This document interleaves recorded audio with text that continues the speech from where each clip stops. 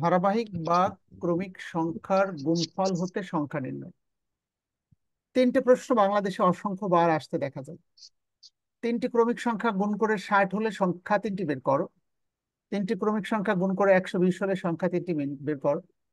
এবং তিনটি ক্রমিক সংখ্যা গুণ করে 210 হলে সংখ্যা তিনটি নির্ণয় করো। বাংলাদেশে ব্যাংকে এই প্রশ্নগুলো অ্যাভেলেবেল পড়ে এবং এই তিনটি সংখ্যায় বারবার পড়েছে।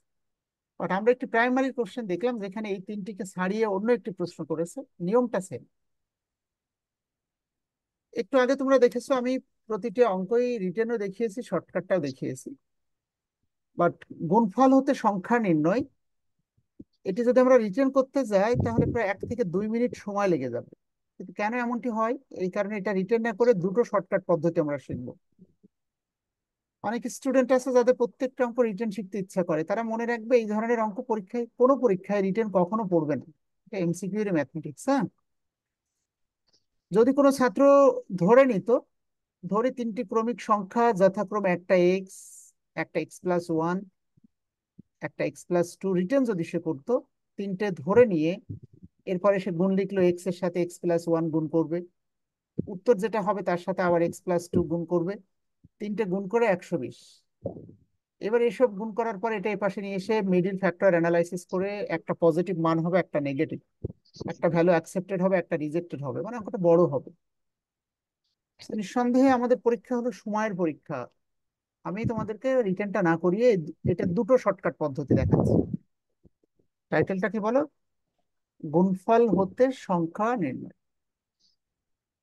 দুটি শর্টকাট পদ্ধতি, দেখো কোনটা তোমাদের ভালো লাগে। তাহলে 113 নম্বর কোশ্চেন, আওয়ার রোল মডেল। তো প্রথম টেকনিকের নাম আমরা বলছি প্রথম টেকনিক। প্রথম টেকনিক আমরা যেটি শিখবো সেটি হলো লসাগু করে সংখ্যা তিনটি আমরা নিশ্চিত হব। এই টেকনিকের নাম আমরা ছাত্রদের লেখায় লসাগু মেথড। পরপর তিনটি সংখ্যা গুণ করে 120 হলে সেই সংখ্যা তিনটে নির্ণয় করতে হবে, তারপর তো যোগ করবো। তো লসাগু করবে তোমরা যেমনটা আমি করছি, দেখো 60, এরপরে 30, এরপরে ফাইনালি 15, এবং সবশেষে 3×5=15। লসাগু করার পরে টেকনিকটা সরো। প্রশ্নকর্তা বলছে তিনটে গুণ করে 120 হতে হবে, কিন্তু লসাগু করে সংখ্যা পেয়েছি 5টা সংখ্যা আমরা পেয়েছি। বেস্ট স্ট্র্যাটেজি হলো ওই 5টার মধ্যে যেটা বড় সেটাকে স্থির করে রাখবে। 5 হলো সব থেকে বড়, এটি স্থির। এবার আমাদের টার্গেট থাকবে এর পরে 6 তৈরি করা যায় কিনা, কারণ ক্রমিক লিখবো তো। যদি 6 ব্যর্থ হই তাহলে 5-এর আগে 4 তৈরি করা যায় কিনা দেখবো। তো আমরা এখানে দেখলাম আমরা যদি এই দুটো গুণ করে নিই তাহলে কিন্তু 3×2=6 হয়। আর যে দুটো বাকি আছে সেটা গুণ করলে কিন্তু 2×4 হয়। তাহলে এই সেই কাঙ্ক্ষিত তিনটে সংখ্যা 4, 5, 6, যা গুণ করলে 120 হবে। বুঝতে পারোনি? আবারও বলছি, লসাগু করার পরে যে ডিজিটটা বড় হবে সেটা স্থির করে রাখবে। চেষ্টা করবে তার পরেই দুটো হতে পারে, অথবা একটা পরে একটা আগে, ক্রমিক হতে হবে। আর একটা প্রশ্ন দেখো, এটা 32 BCS এর কোশ্চেন। প্রশ্নকর্তা বলছে তিনটে সংখ্যা বের করে যোগ করে দেখাও। তো 6 আর 4 10 আর 5 15 হবে যোগ করলে। উত্তরটা সবাই পারবে আশা করি। এই যে 15 উত্তর। 114 নম্বর কোশ্চেন পড়ে শোনাও সামিউল। পরপর তিনটি ক্রমিক সংখ্যার গুণফল 210 হলে তাদের যোগফল কত হবে? তাহলে আমরা টেকনিক বলছি লসাগু করে সে তিনটে সংখ্যা আমরা বের করে ফেলবো। তো লসাগু করলাম, 210-এর অর্ধেক হলো 105। এটাকে আবার 3 দিয়ে ভাগ করা যায়। আমি দেখেই নিশ্চিত, তোমরা নিশ্চিত নয়, তোমাদেরকে নিশ্চিত করা হবে। টাইপ 14 যখন শেখাবো তখন শিখতে পারবে। তো এখানে 3×9, হাতে থাকে 1, 3×5=15, এরপরে 5×7=35। অভিষেক দাস এবং রিয়া আক্তার, এখানে সংখ্যা হয়েছে 4টা, কিন্তু আমার তো দরকার তিনটে সংখ্যা। তাহলে কোনটা স্থির করে রাখবো? যেটা সব থেকে বড়। বড় কোনটা? 7। 7। 7। এবার চেষ্টা করবো 7-এর পরে 8 হয় কিনা। তো 3×2=6 হয়, 3×5=15 হয়, 5×2=10 হয়, 8 হয় না। আর যদি না পারি তাহলে 7-এর আগে ফিরে আসতে হবে, 6 হয় কিনা দেখবো। তো আমরা দেখলাম এখানে তো 3×2=6 হয়, আর একটা সংখ্যা বাকি আছে 5। তো মিলেই তো গেছে, 5, 6, 7। একটা 7 স্থির করে রাখলাম, 3×2=6 আর 5টায় মিলিয়ে নিলাম। এই সেই কাঙ্ক্ষিত সংখ্যা যাদেরকে গুণ করলে 210 হয়। So this is the way. এটাই হলো অ্যাকচুয়াল নিয়ম, লসাগু করে সংখ্যাগুলো কনফার্ম হওয়া। আমি কি বোঝাতে পারছি? কিন্তু পরীক্ষায় প্রাইমারিতে যে প্রশ্নটা পড়েছিল আমার যতদূর মনে পড়ে সেটা আমি শেখাচ্ছি। তো এটার আর একটা বিকল্প পদ্ধতি দেখাচ্ছি, দেখ। তাহলে এটা হলো টেকনিক ওয়ান, হলো লসাগু মেথড। কিন্তু যারা আরো মেধাবী তারা পরীক্ষায় লসাগুও করবে না, তারা দেখে উত্তর করবে, যেটাকে আমরা গেসিং মেথড বলে থাকি। গেস করা মানে অনুমান করা। তাহলে ধারাবাহিক বা ক্রমিক সংখ্যার গুণফল হতে সংখ্যা নির্ণয়, এটি পরীক্ষার হলে তিনটি সংখ্যায় পড়ে সাধারণত। তো তোমরা এভাবে গুণ করবে। মনে করবে তিনটি সংখ্যা, প্রথমটা 2 ধরলে, পরেরটা 3, পরেরটা 4। এই পদ্ধতির নাম আমরা কি বলছি? লসাগু না করে গেস করে নেব। গেসিং মেথড মানে অনুমান করে নিশ্চিত হয়ে নেব কারা তারা। তো ছাত্র 2 থেকে শুরু করে 3টি সংখ্যা লিখেছে, গুণ করে দেখে 3 দুগুণে 6, 4 ছক 24। কিন্তু হয়তো বা পরীক্ষায় প্রশ্নকর্তা বলেছে তিনটার গুণফল হতে হবে 60, তো 60 তো হলো না। তো 2-এ যখন ব্যর্থ হবে তখন 3 দিয়ে লেখা শুরু করবে। 3 মানে পরেরটা 4, তারপরেরটা 5। তো এবার তো গুণ করে সত্যি 3 এ 4 12, 5 12 60 হয়ে গেল। তার মানে এই সেই কাঙ্ক্ষিত উত্তর। কিন্তু দেখা গেল পরীক্ষায় 60ও বলেনি, বলেছে 120 বের করে দেখাও। তাহলে 3 এসে ব্যর্থ হলো, তখন সে 4 দিয়ে শুরু করবে। 4 দিয়ে শুরু করলে 4 5 6, 3টে গুণ করলে তো 120 পেয়ে গেল। 4এও যদি সে ব্যর্থ হয় তাহলে 5 দিয়ে শুরু করবে, 5 6 7, এই 210। বাংলাদেশের ইতিহাসে এই 4টা প্রশ্নই বারবার পড়েছে। কিন্তু ফর দ্য ফার্স্ট টাইম মানে 7 8 9 সম্ভবত প্রাইমারিতে যে প্রশ্নটা পড়েছিল সেটি হলো 7 8 9, একটু বড়। 5-এ ব্যর্থ, 6-এ ব্যর্থ, 7 দিয়ে শুরু হলে উত্তরটা মিলবে। সো যারা গুণে নন এক্সপার্ট তারা লসাগু করে বের করবে। যারা মেধাবী আমি তাদের জন্য বললাম, তারা গেস করে বলে দিতে পারবে, 3টে অনুমান করে গুণ করে। সো আশা করি পদ্ধতিটা বোঝাতে পেরেছি। ধারাবাহিক বা ক্রমিক সংখ্যার গুণফল হতে সংখ্যা নির্ণয়। কয়টা টাইপ হলো? টাইপ 13। এর পরের টাইপ দেখো, টাইপ 14 এবং 15। 15 পর্যন্ত আজকে করানো নিয়ে ক্লাসটা রেকর্ড করছেন স্যার? জানা মতে তো all class should be recorded. Record হচ্ছে কিনা তোমরা বুঝতে পারছো না? হচ্ছে তো নিঃসন্দেহে। রেকর্ড হচ্ছে স্যার। হ্যাঁ হ্যাঁ। তা না হলে তোমরা পরে আবার রিভিউ করবে কিভাবে, তাই না? আবার অনেকের নেটওয়ার্কে প্রবলেম থাকে, হ্যাঁ।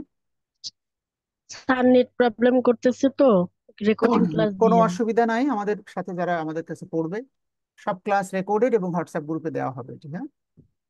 বিশেষ অসুবিধা জি। থাকলে সেজন্য রেকর্ডিং পেয়ে যাবে, দেখো।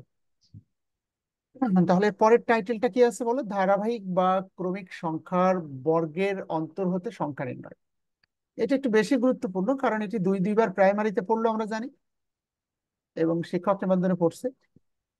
ধারাবাহিক বা ক্রমিক সংখ্যার বর্গের অন্তর হতে সংখ্যা নির্ণয়। আমি এটা রিটেনও শেখাচ্ছি, শর্টকাটও দেখাচ্ছি, কার কোনটা ভালো লাগে আগে। রিটেন পদ্ধতি, অঙ্কে যে ভাষাটা বলা আছে আমরা ঠিক সেই ভাষাটা বুঝে ব্যবহার করতে হবে, তা না হলে তো পরীক্ষার হলে যে আমরা অ্যাপ্লাই করতে পারবো না। 117 আফসানা খুলনা একটু পরে শোনাবে, আমি ও পড়বে, আমি লিখবো। রিটেন করছি সর্বপ্রথম, হ্যাঁ। তাহলে টাইটেলটা খাতায় লিখে নিও, ধারাবাহিক বা ক্রমিক সংখ্যার বর্গের অন্তর হতে সংখ্যা নির্ণয়। বলো আফসানা। ক্রমিক সংখ্যার বর্গের অন্তর এই পর্যন্ত একশো সাইলেন্স থাক। নিরানব্বই বলছে দুটি ক্রমিক সংখ্যা, তাদের বর্গ করো, তাদের অন্তর করো। বর্গ মানে স্কোয়ার। বলছে দুটি ক্রমিক সংখ্যা ধরো, প্রশ্ন 17 117 পড়ছি আর আমি ব্যাখ্যা দিচ্ছি, দেখো। প্রশ্নকর্তা বলছে দুটি ক্রমিক সংখ্যা ধরো, তাদেরকে বর্গ বা স্কোয়ার করো, তারপরে অন্তর মানে বিয়োগ করো, তাহলে উত্তর পাবে 199। এই ভিত্তিতে বড় সংখ্যাটা কত, ছোটটা কত। তো আমরা ধরে নিব, ধরি ক্রমিক সংখ্যা দুটি যথাক্রমে, অথবা কোনো কোনো ছাত্র সরাসরি একটা ছোট একটা বড় ধরে নেয়। ধরি ছোট সংখ্যা কত হবে বলো তো সামিয়া এবং অভিষেক দাস, ছোট সংখ্যা কত ধরবো? এক্স। তাহলে বড় সংখ্যাটা জি স্যার। x+1। এই কথাটাই কোনো কোনো ছাত্র এইভাবে ধরে, ধরি ক্রমিক সংখ্যা দুটি যথাক্রমে, একটা এক্স কমা একটা x+1। এটা দ্বারা সে প্রমাণ করলো যে এটা ছোটটা এক্স আর বড়টা x+1। এভাবেও ধরতে পারো, এভাবেও সরাসরি ছোট আর বড় লিখে দিতে পারো। তাহলে দুটো সংখ্যাকে ধরতে পারছি আমরা সবাই। সবগুলো প্রশ্ন লেখা আছে দুটি ক্রমিক সংখ্যা ধরেছি, ছোটটা এক্স, তারপরে এক্স প্লাস ওয়ান, তারপরে এক্স প্লাস টু। তা আমরা তো দুইটা ধরবো, একটা ছোট একটা বড়। প্রশ্নকর্তা বলছে দুটোকেই বর্গ করো। আগে দেখো, লেখার দরকার নেই, রেকর্ডিং দেখে লিখবে। দুটোকেই বর্গ, বর্গ মানে স্কোয়ার। তো ছোটটাকেও বর্গ করলাম, বড়টাকেও বর্গ করলাম। বলছে তারপরে অন্তর করো, অন্তর মানে বিয়োগফল, তাহলে উত্তর পাবে 199। সো আমি প্রশ্ন করতে চাচ্ছি মাগুরা, সরি ঝিনাইদহ থেকে মোহনা কণা এবং রুবিনা খাতুন, তোমরা দুজন বলো যে বিয়োগ করার ক্ষেত্রে কি আগে ছোটটা লিখতে হবে নাকি আগে বড়টা লিখতে হবে? আগে বড়টা। তাহলে এখানে মূল লার্নিংটা এটা, যে আসলে দুটো ক্রমিক সংখ্যা ছাত্ররা পরীক্ষার হলে ধরে, ধরার পরে যেটা বড় তার বর্গ, তারপরে যেটা ছোট তার বর্গ। কারণ বিয়োগ করতে হলে আগে বড়টা লিখতে হবে, তারপরে ছোটটা লিখতে হবে। এই এই ভাষাটা মনে রাখলে হয়ে যায়। তাহলে ক্রমিক সংখ্যা দুটি ধরলাম, তাদের বর্গ করলাম, তাদের বিয়োগ করলে উত্তর পাবো 199, দুঃখিত। এবার এক্স এর মান বের করবো, করে এখানে বসালে উত্তর হয়ে যাবে। আমি ক্যালকুলেশন করে দিচ্ছি। এ প্লাস বি হোল স্কোয়ারের সূত্র বলো সীমা পারভিন। এ স্কোয়ার, বলো। B plus B square. B square ঠিকঠাক লিখেছি না দেখো তো? জি স্যার। তাহলে এই প্লাস এক্স স্কোয়ার আর মাইনাস এক্স স্কোয়ার কেটে দিতে হবে। তো আধুনিক ম্যাথমেটিক্সে কাটা আসলে নিয়মের মধ্যে পড়ে না, তুমি নিজে নিজে বুঝলেই হবে। সো 2 আর x গুণ করলে এখানে 2x, 1 টাকাকে স্কোয়ার করলে 1 টাকা সমান সমান 199 টাকা। ফর ইউর বেটারমেন্ট আমি প্লাস মাইনাস কেটে দিলাম। 1 টাকা অপোজিটে গেলে 199 সাথে 1 টাকা বিয়োগ হয়ে গেলে কত হবে? 198। এই প্লাস 1 ওই পাশে গিয়ে বিয়োগ হয়ে যায় 198। অতএব এক্স এর মান 198কে 2 দিয়ে ভাগ করে দিবে। 9 দুগুণে 18, হাতে থাকে 1, 9 দুগুণে 18। তাহলে এক্স এর মানটা আমাদের বের হলো কত টাকা? এক্স সমান সমান 99। তাহলে উত্তর কত হলো? রবিনা খাতুন, এক্স এর মান ছোট সংখ্যা হলো 99, আর বড় সংখ্যাটা কত? 99 আর 1, 100 টাকা। এটা রিটেন, শর্টকাট শেখালে রিটেন ভালো লাগবে, কারণ আগে রিটেনটা শেখাচ্ছি। এবার আমাকে রিটেন করো, তোমরা করে করে বলো দেখি, 118 নম্বর ক্যালকুলেশন করে আমাকে বলো। ঠিক আছে, 118। মোহনা কণা ঝিনাইদহ, একটু পড়ে শোনাও সবাইকে। 118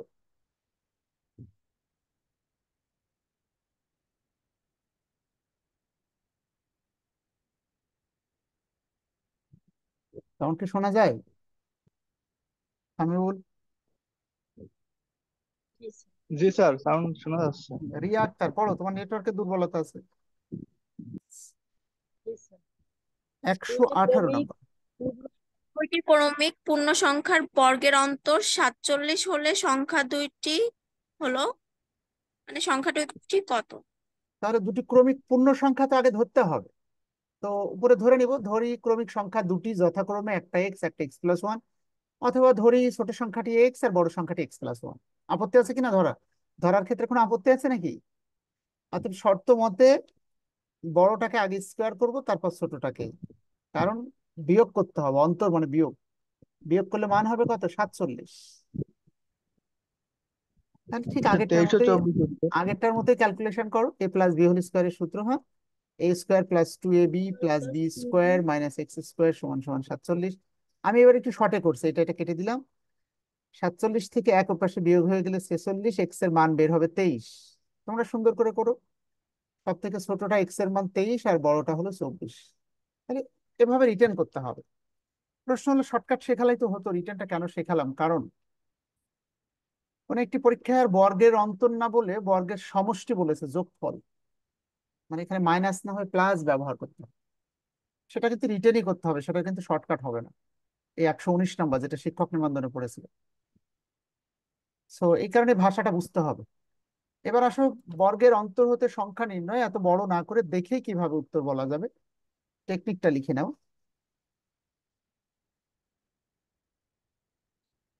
উপরে খাতায় লেখো সবাই, বর্গের অন্তর হতে সংখ্যা নির্ণয়। আমি এবার শর্টকাট বা টেকনিকের কথা বলছি। টাইটেলটা কি বলো? বর্গের অন্তর হতে সংখ্যা নির্ণয়। ওকে, বর্গের অন্তর হতে আমাদেরকে সংখ্যা নির্ণয় করে দেখাতে হবে। তো শর্টকাট স্ট্র্যাটেজি হলো ছোট সংখ্যাটা বের করো, আর বড় সংখ্যাটা বের করো। So, ছোট সংখ্যার সূত্র কি আর বড় সংখ্যার সূত্র কোনটা? ছোট মানে বুঝতেই পারছো, প্রশ্নে যে মানটা দেওয়া থাকবে বর্গের অন্তর, সেখান থেকে 1 টাকা বিয়োগ করে 2 দিয়ে ভাগ করবে, ছোট সংখ্যা বের হয়ে যাবে। আর যেটা বড় সংখ্যা যদি জানতে চাই পরীক্ষায়, তাহলে বর্গের অন্তর যেটি দেওয়া থাকবে তার সাথে আরো অতিরিক্ত 1 টাকা যোগ করে 2 দিয়ে ভাগ। শর্টকাট সূত্র কি বলছে? ছোট বললে 1 টাকা যোগ করে 2 দিয়ে ভাগ, আর বড় সংখ্যাটা বললে 1 টাকা বিয়োগ করে 2 দিয়ে ভাগ। উদাহরণস্বরূপ 117 নম্বর কোশ্চেন দেখো, বলেছে বড় সংখ্যাটা কত। তাহলে বর্গের অন্তর প্রশ্নে দেওয়া আছে 199, আমরা আরো 1 টাকা যোগ করলাম, 2 দিয়ে ভাগ করে দিলাম। তো 200-কে 2 দিয়ে ভাগ করলে 100 টাকা উত্তর। একইভাবে 118 এইমাত্র যেটি করলাম, ছোট সংখ্যাটি সংখ্যা দুটো কত, হ্যাঁ? ছোট সংখ্যা 47 দেওয়া আছে, বর্গের অন্তর 1 টাকা বিয়োগ করে 2 দিয়ে ভাগ, 46-কে 2 দিয়ে ভাগ করলে 23, 1 টাকা যোগ করে 2 দিয়ে ভাগ, 48-কে 2 দিয়ে ভাগ করলে 24। সবাই কি বুঝতে পারছো নাকি আরেকটু ধরে ধরে করাতে হবে? একজন একটু মুখে মুখে উত্তর বলো দেখি, অভিষেক দাস এবং সামিয়া, কে বলতে পারবে? 118 নম্বর, মুখে মুখে উত্তর বলে, এই যে এইটা পরেরটা। পরপর দুটি পূর্ণ সংখ্যা নির্ণয় করো যাদের বর্গের অন্তর বা বিয়োগফল বা পার্থক্য হবে 53। তাহলে ছোট সংখ্যা কত হবে বলো?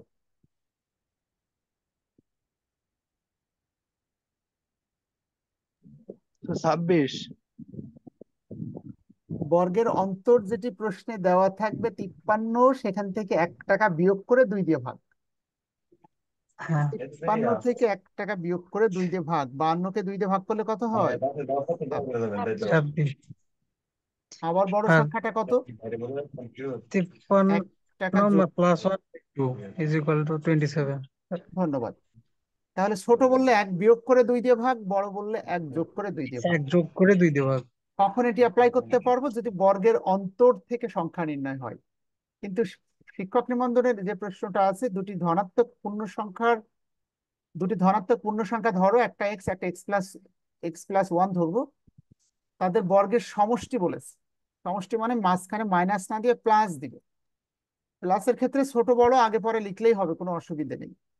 যেভাবে আমি লিখে দেখিয়েছি ওইভাবেই লিখো, মাঝখানে প্লাস দিয়ে অপোজিট পাশে ডিজিট নিয়ে এসে মিডিল ফ্যাক্টর করলে উত্তরটা মিলে যাবে। না পারলে আমি তো আছি।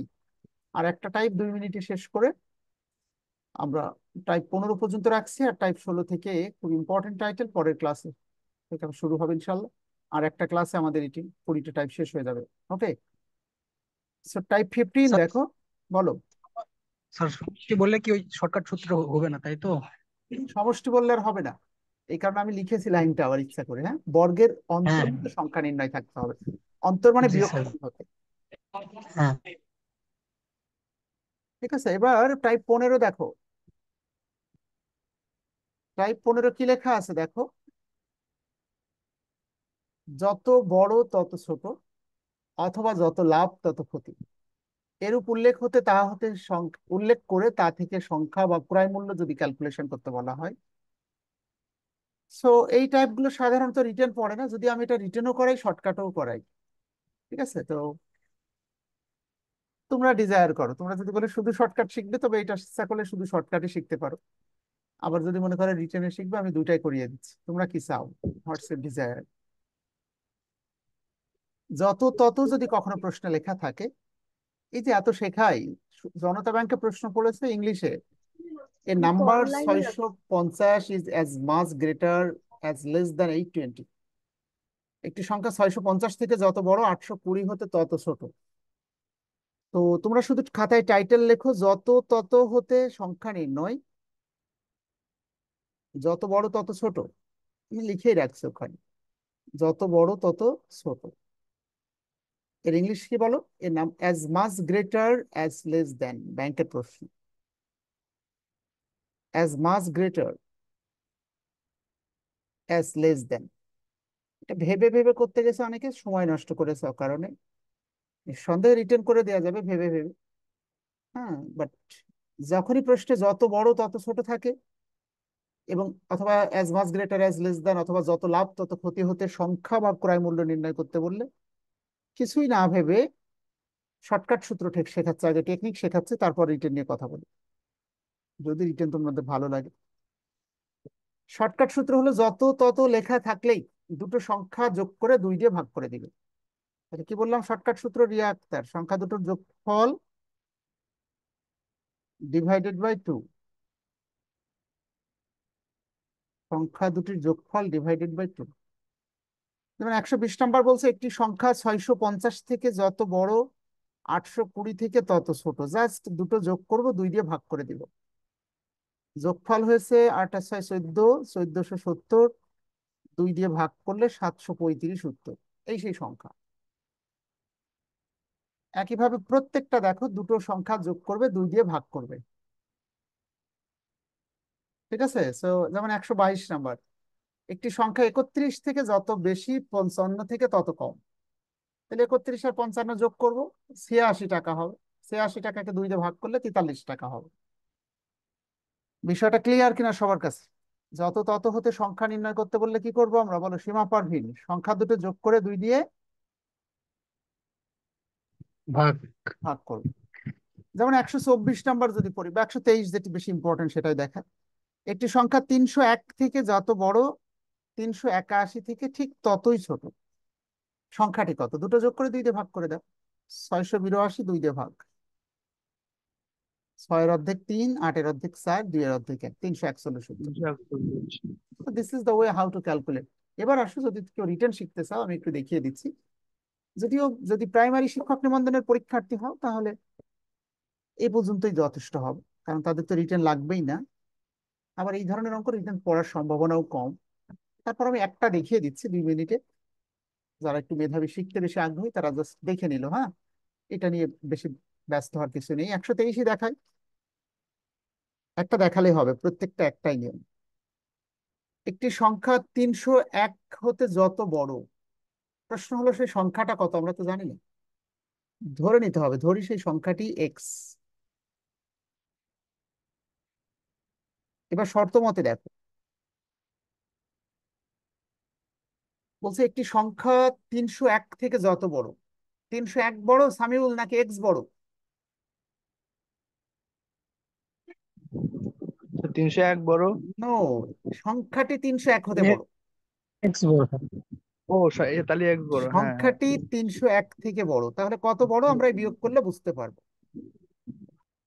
আবার ওই একই সংখ্যা যত বড়, একই সংখ্যা 381 থেকে তত ছোট, মানে এক্সটা আবার 381 থেকে ঠিক তত ছোট।